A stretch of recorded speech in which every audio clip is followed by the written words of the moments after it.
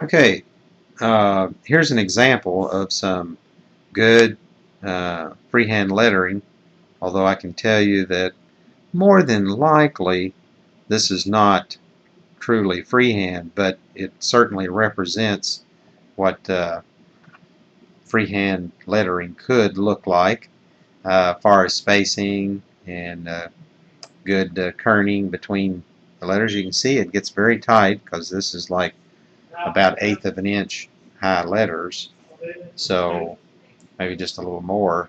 So it gets very close. They get very tight with one another. Okay, almost touching in some cases.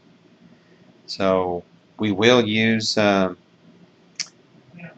slanted letters from time to time on architectural and civil drawings, and it's about a 12.5-degree angle. We will use guidelines to keep letters consistent height, so you'll see those. Talking about using a different gauge of lead, and we just don't do that anymore with our manual drawings. So you can modify the pressure that you use, your .5 technical pencil, and come up with some good guidelines. So spacing between letters must be adjusted, and we've talked about that. Engineers and drafters must develop the ability to letter clearly. Freehand good lettering requires practice.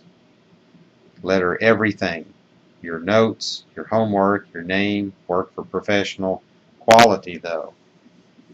Okay, so this is a good manual skill. It's going to pay you benefits. It just makes a good sense to have clear lettered notes in the technical field, and then be able to communicate with others. It just creates a different, even a different attitude toward your work when people see your good lettering.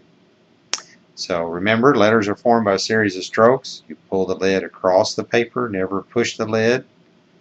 Hold the automatic pencil nearly vertical and press down hard, but not real hard. You don't want to wear your fingers out or make them ache.